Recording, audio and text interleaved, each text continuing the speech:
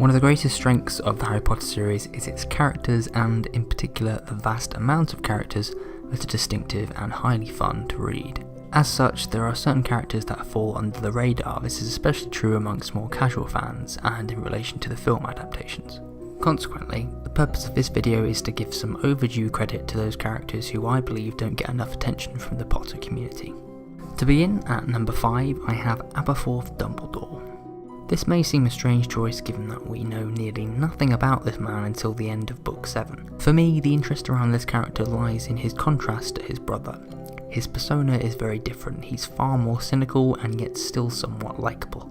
Additionally, we feel great sympathy for this man, given he spent much of his life in his brother's shadow, and also when he recounts the story of what happened to his younger sister, Ariana. He's often overlooked, but I find Albus to be a fascinating individual who I wish we knew more about.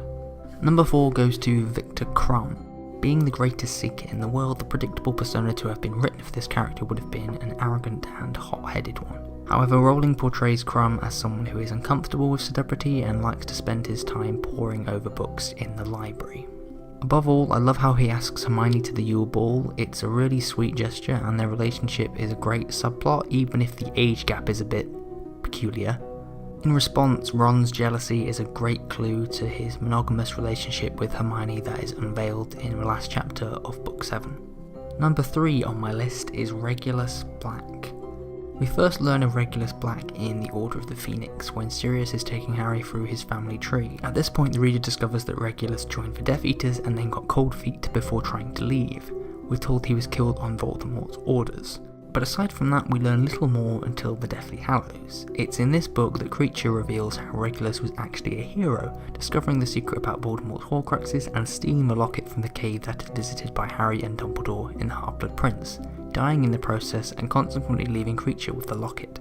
I particularly like this reveal of character because it shows that Sirius was not the only one in his family to oppose Voldemort. I really wish we'd learned more about Regulus Black.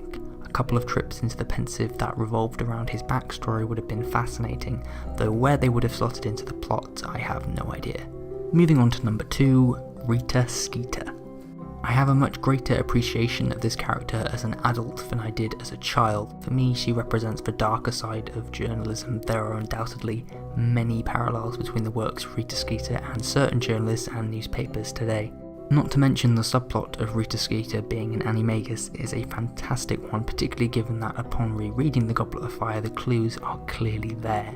And I also love the fact that Hermione gets revenge on her by figuring out Rita's secret. It's a very satisfying moment for the reader given that Rita Skeeter is such a foul character. And finally, number 1, Barty Crouch Jr. It may seem strange to admire such an evil man, but Barty Crouch Jr. was undoubtedly a genius. It's not just the fact that he successfully adopted the persona and mannerisms of Madame Moody for a whole year, fooling Dumbledore in the process, but also the many subtle ways he helped Harry to win the Triwizard Tournament, informing Hagrid about the dragons knowing he would let Harry know about them, telling Cedric to open his egg underwater knowing Cedric would tell Harry in turn, giving Neville the book that would tell Harry about Gillyweed then, as his plan failed, giving Dobby the information about Gillyweed, who then went and told Harry. The man was incredibly good at doing his job. What's also nice is that we get a huge chunk of backstory back in the Pensive and subsequently when he is under the influence of Veritaserum. For me, Barty Crouch Jr. is the most interesting villain in the whole franchise. That's why he's my number 1 on this list. Thank you for listening to me. Please leave those characters you believe to be underrated in the Harry Potter series in the comments. I'd be interested to know your response. Other than that, it's goodbye until next time.